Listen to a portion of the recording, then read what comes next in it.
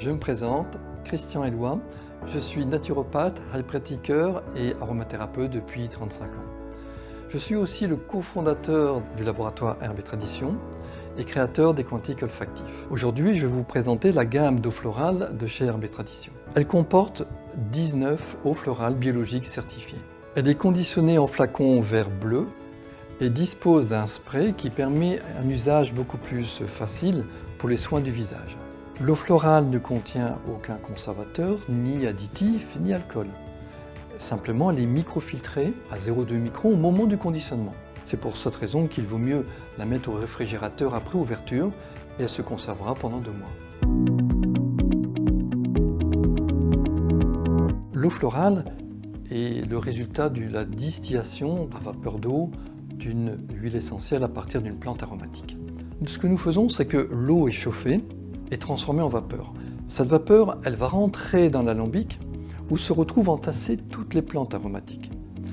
Et s'infiltrant entre les pétales ou les feuilles ou les bois, elle va permettre tout simplement la dilatation des vésicules qui contiennent les microgouttes d'huile essentielle.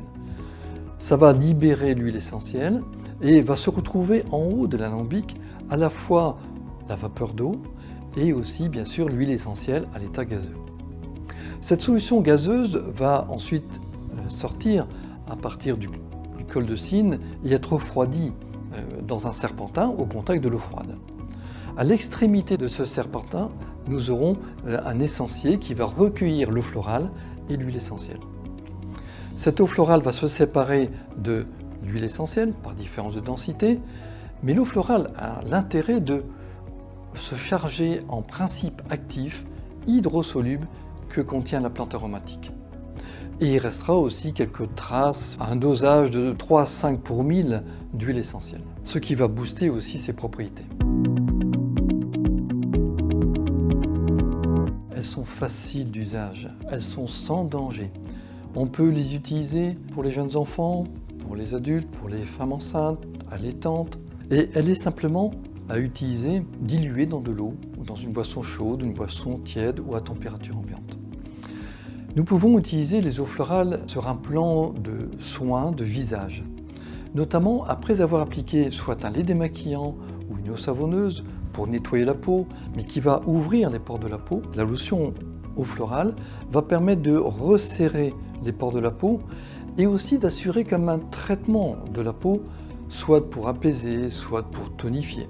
Et nous avons des eaux florales spécifiques qui sont appropriées en tout cas pour les peaux sèches, notamment comme la fleur d'oranger, pour les peaux sensibles comme l'eau florale de rose, de camomille romaine ou de lavande.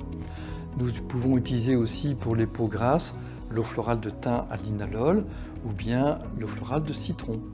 Pour les peaux matures, nous utiliserons l'eau florale de rose et de géranium bourbon. Enfin, pour les cheveux, nous pouvons utiliser en lotion l'eau florale de lavande ou de laurier noble. Une autre façon d'utiliser les eaux florales, c'est sous forme d'alimentation. En boisson, en général, nous appliquons une cuillère à café d'eau florale pour un verre ou une tasse. Par exemple, une eau florale de verveine qui est agréable, qui est parfumante et rafraîchissante. Et en usage d'alimentation, nous pouvons aussi agrémenter des plats comme des gâteaux, des biscuits, voire l'associer avec une salade de fruits. Nous pouvons ajouter dedans de l'eau florale de verveine, de l'eau florale de menthe poivrée, de l'eau florale de rose, de l'eau florale de lavande. Ce que je voudrais mettre aussi en évidence entre les eaux florales et ce que nous prenons habituellement comme boisson, c'est-à-dire des infusions ou des décoctions de plantes, qui habituellement ce sont des plantes sèches.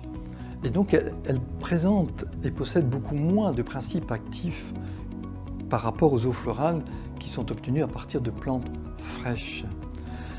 Les plantes sèches, l'huile essentielle est déjà évaporée quelque part.